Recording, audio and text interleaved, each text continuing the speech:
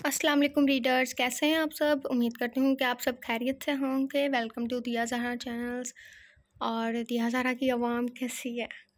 Novel late post करने के लिए माजरत, क्योंकि दिया ज़हरा के पेज पे कुछ इशू हो गया था। प्लीज़ आप लोग दुआ कीजिए कि वो सोल्व हो जाए। इस वजह से लेट एपिसोड अपलोड हुई है, लेकिन हम 2 एपिसोड अपलोड करेंगे, शिकवा ख़त्म कर देंगे, ठीक है। Novel mister possessive love episode 26, इस कलम दिया ज़हरा नॉवेल्स को रीड आउट करेंगे। Don't copy paste without my permission, all right reserved to Diya Zahra novel. अगर आप किसी भी चैनल पे उनका नावल देख रहे हैं या कोई भी पोस्ट कर रहा है, प्लीज़ पहले आप उनसे परमिशन लें, होप्स हो कि वो दे दें, तो बाकी फिर आप पोस्ट कर सकते हैं। और लेकिन राइटर का नाम और नावल का नाम हटाइएगा मत, ठीक है।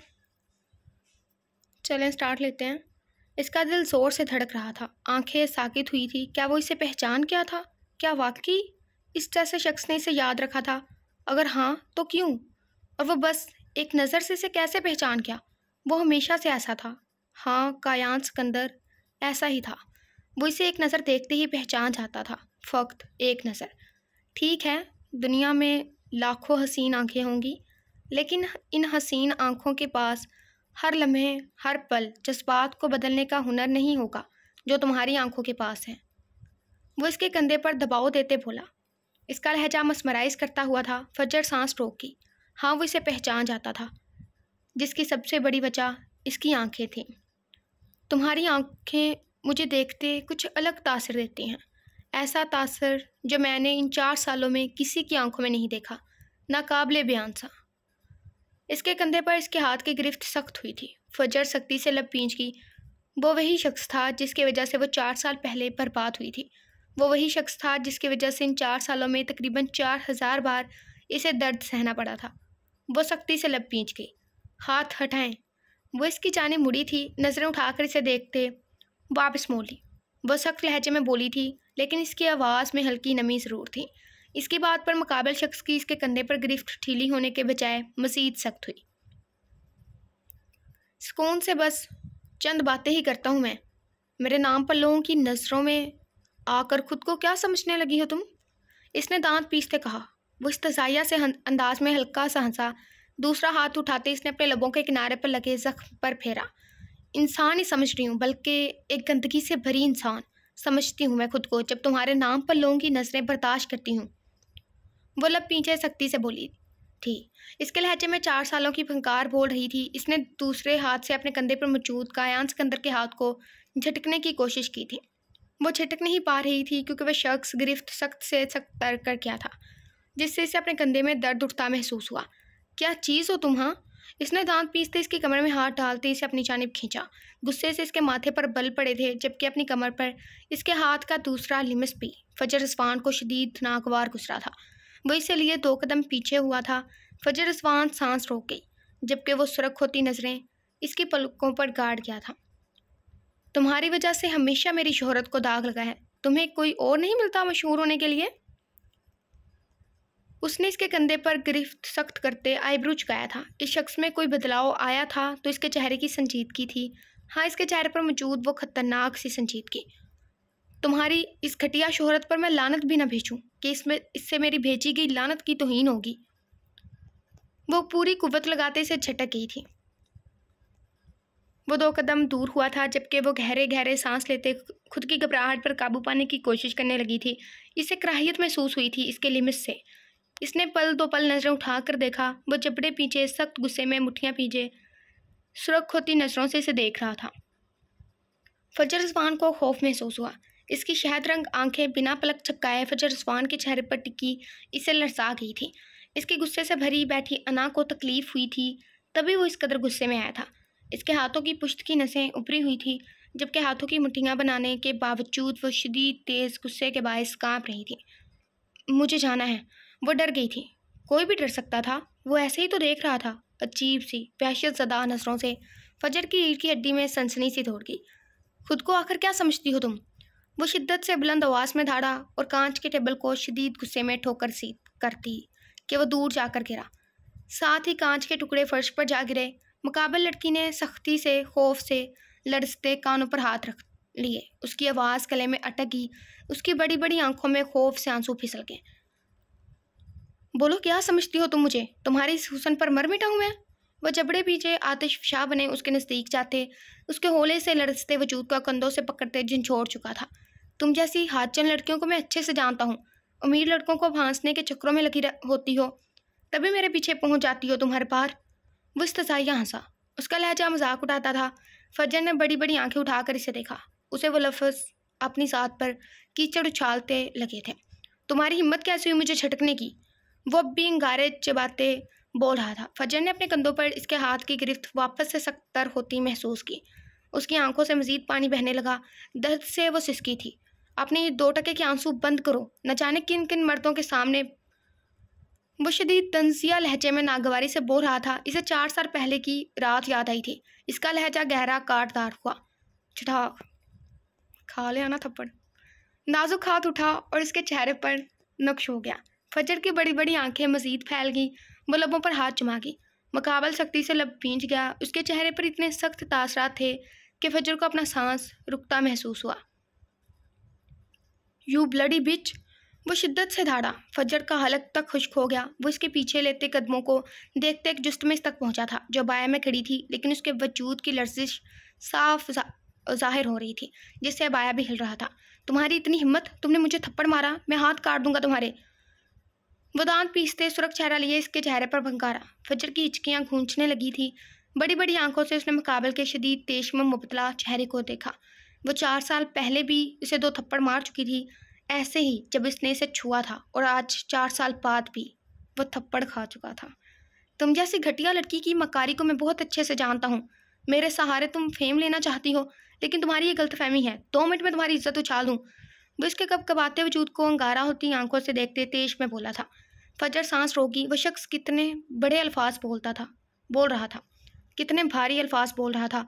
वो धुंधलाहट में इसे देख रही थी। फजर जानती थी वो शख्स आसमान पर था और वो ज़मीन पर।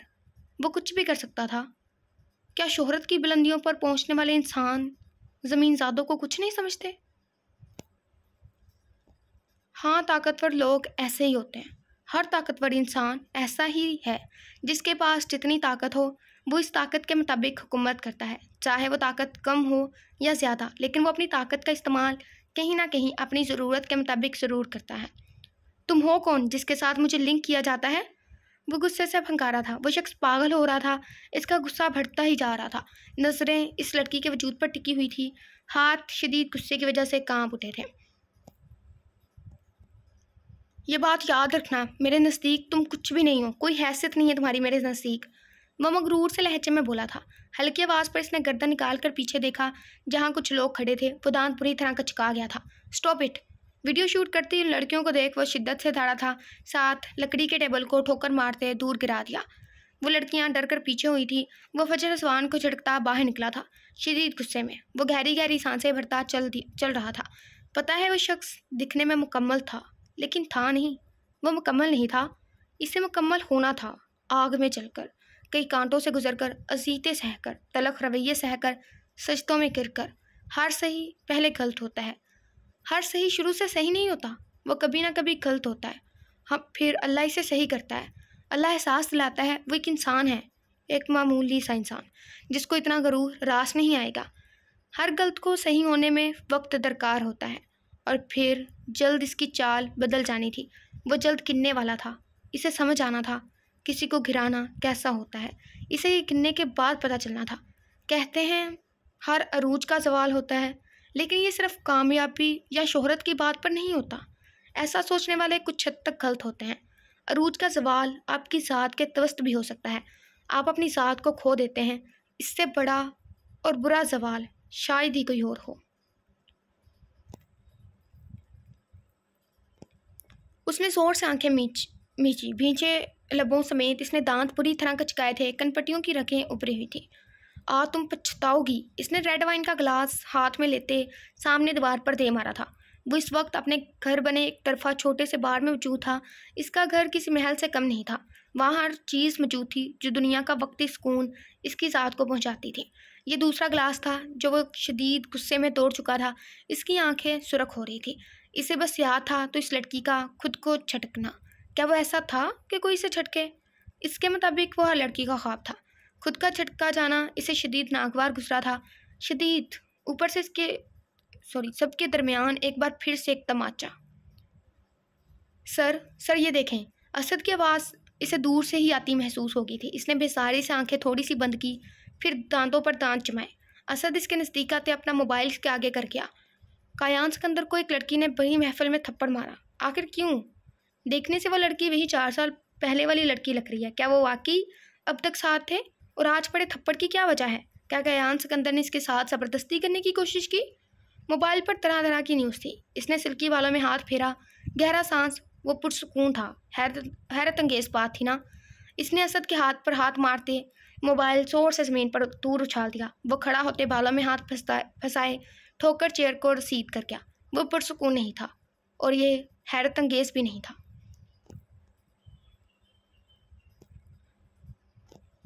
उसने असद के हाथ पर हाथ, ये तो पढ़ लिया, सॉरी सर, अब हम क्या करें? मामला बिगड़ रहा है। असद घबराया था। वो था ही इतने गुस्से में। इसने अपने बाल छोड़ दिए। इसने असद को साकित नज़र से देखा। इसे मेरे पास लेकर आओ, अभी के अभी। इसने फिर से ठोकर खाली फर्श पर रसीद की। वो आखिर में चीख पड़ा था। असद डरकर पीछे हुआ। वो शदीद गुस्से में था। इसकी आंखें सुर्ख होती गजब ढा रही थी। पर सर, असद ने कुछ कहना चाहा था जब इसने कह ढाती नज़र से इसे देखा। दफ़ा हो जाओ, इसको लेकर आओ। वो आगे बढ़ते असद का गिरबान पकड़ते ज़्यादती होता धाड़ा था। असद ने हड़बड़ाते अस्पात में सर हिलाया था। इसने झटके से इसे छोड़ा। वो वहीं पड़ी दूसरी कुर्सी पर ढह गया। इसकी आंखों के सामने सहमी सब्ज आंखों का अक्स उभरा। एक वासिया अक्स, एक मुकम्मल तस्वीर। मुझे जाने दो। वो पीछे को भागी थी। घर पहुंचने से पहले ही इसके सामने ये अजीब लोग आए थे जो इसे गाड़ी में बैठने को बोल रहे थे। मैं नहीं बैठूंगी। खौफ से इसके हाथ में पकड़ा बैग ज़मीन पर गिर गया था। फिर भी वो हिम्मत करती बोली। वो लोग वाइट शर्ट पर ब्लैक पैंट और ब्लैक कोट के साथ ब्लैक टाई पहने हुए थे। कानों में ईयरपीस था जबकि ब्लैक ग्लासेस पॉकेट में थी कि शाम ढल रही थी। मैम प्लीज़ खुद बैठ जाएं, ज़बरदस्ती नहीं करना चाहते। एक आदमी नरमी से बोला। वो सिक्योरिटी थी जो इसे गाड़ी में बैठने को बोल रहे थे। फजर ने कदम पीछे को लिए। खौफ इसके चेहरे पर आया था। इसने नफ़ी में सर हिलाया। नहीं। वो पीछे को पलटी। वो भागने वाली थी जब 2 कदम लेते ही से रुकना पड़ा था। पीछे भी सिक्योरिटी खड़ी थी। इसने बेबसी से आसपास देखा। भागने का कोई रास्ता नहीं था। मैम, एक आदमी ने भारी संजीदा आवाज़ में इसे कहते गाड़ी का दरवाज़ा खोला था। फजर की सांस अटकी। इसके हाथ कांप रहे थे, आंखों से आंसू बहे। किसी को इतने एहतराम से किडनैप करवाने वाला सिर्फ एक ही शख्स हो सकता था, कायान सिकंदर।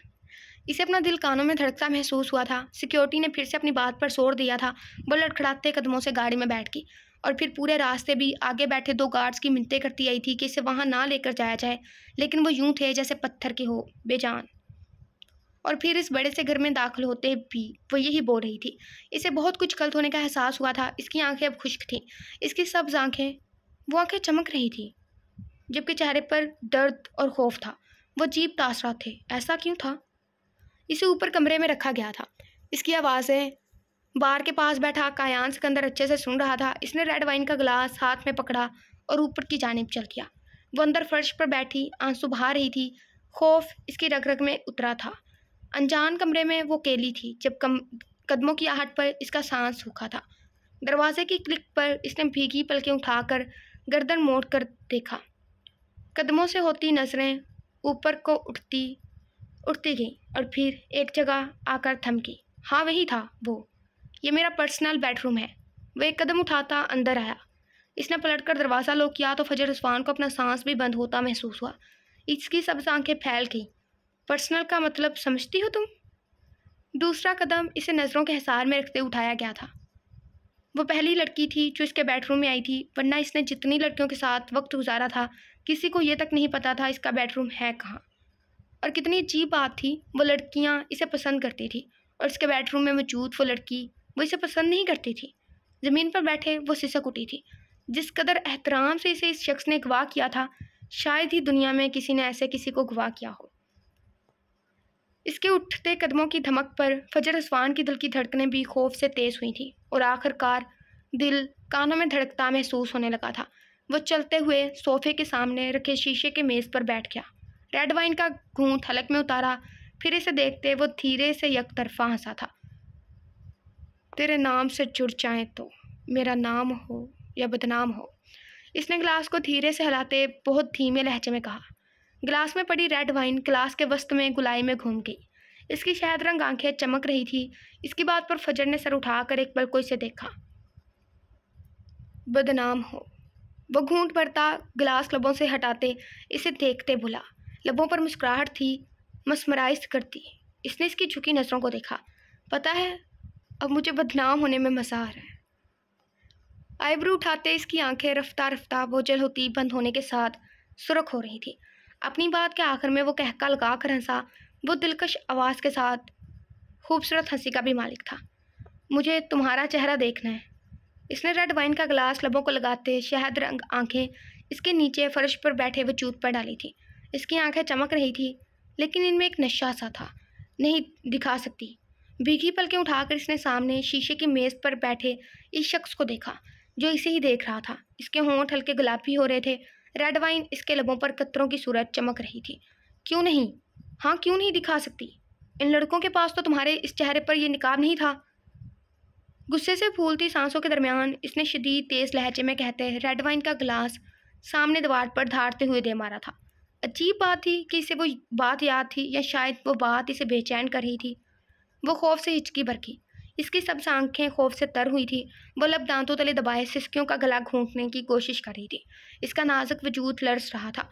मुझे देखना है तुम्हारा चेहरा। इन लोगों ने देखा था ना, फिर मुझसे क्या मसला है?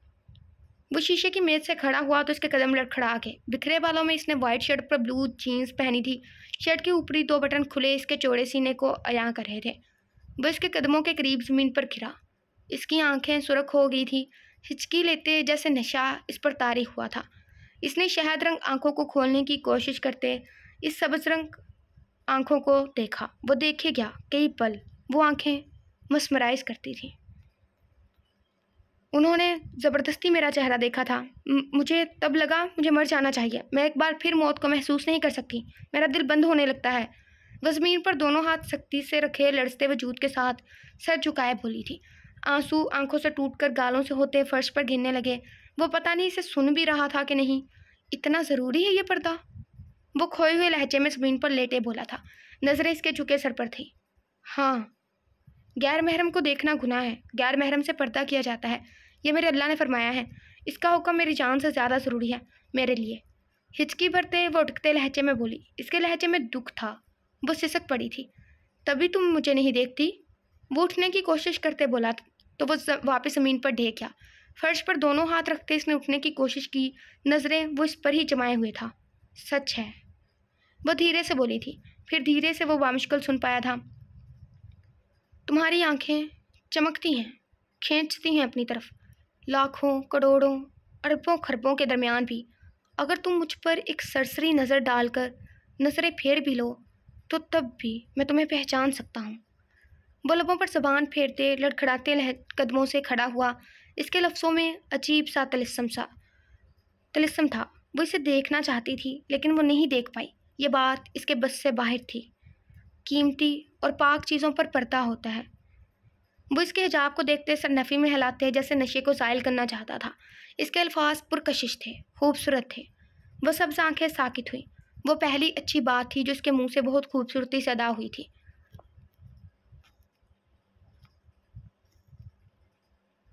तुमने मेरा बहुत नुकसान किया है। मीडिया मुझे तुम्हारे साथ लिंक कर रहा है।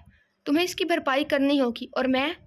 वो 2 पल को ठहर गया। कदम दरवाजे की जानिब लिए।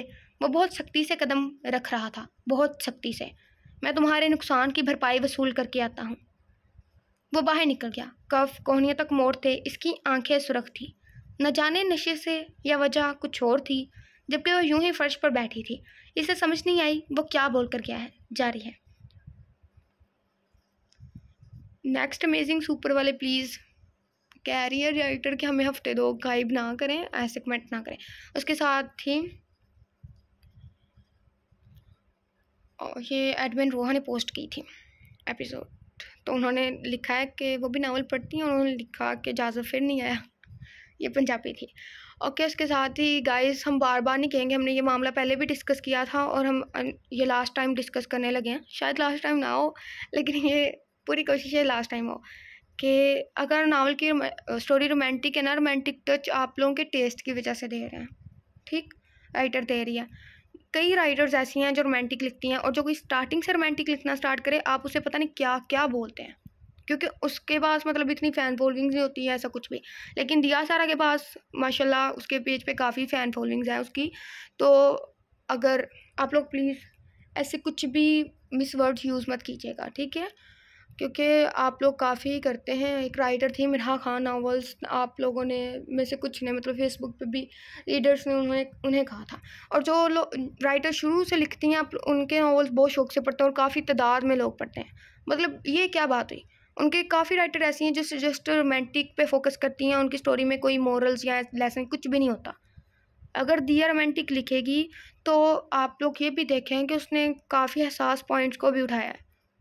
जैसे इधर फजर ने अभी तक अपना चेहरा नहीं दिखाया, कयान ने उसे नहीं देखा, और उसके बाद भी ऐसे काफ़ी ज़्यादा पॉइंट्स। जैसे यमन अगर देखा जाए चले ठीक है वो गलत है, कई जगह पे वो गलत है, लेकिन वो झुकी नहीं है, और अगर जो गलत कर रहा है वो उसकी सज़ा भी पाएगा। उसके साथ ही उसने दुनिया के बारे में मतलब काफ़ी कुछ लिखा है। जैसे इसी एपिसोड में ताकतवर लोगों के बारे में था। आप हैं या चाहे हम हैं, अपनी ताकत चाहे जितनी भी हो हम कहीं ना कहीं लाजमी इस्तेमाल करते हैं। सो प्लीज़ आप लोग उस चीज़ का भी फोकस करें। पिक करने वाले पिक कर जाते हैं और जो नहीं करते उनका अपना मसला है, लेकिन ये बात ध्यान दें, ठीक है, सिर्फ रोमांटिक को पिक ना करें। और अगले एपिसोड में मिलते हैं। अल्लाह हाफिज़, अपना बहुत सारा ख्याल रखिएगा।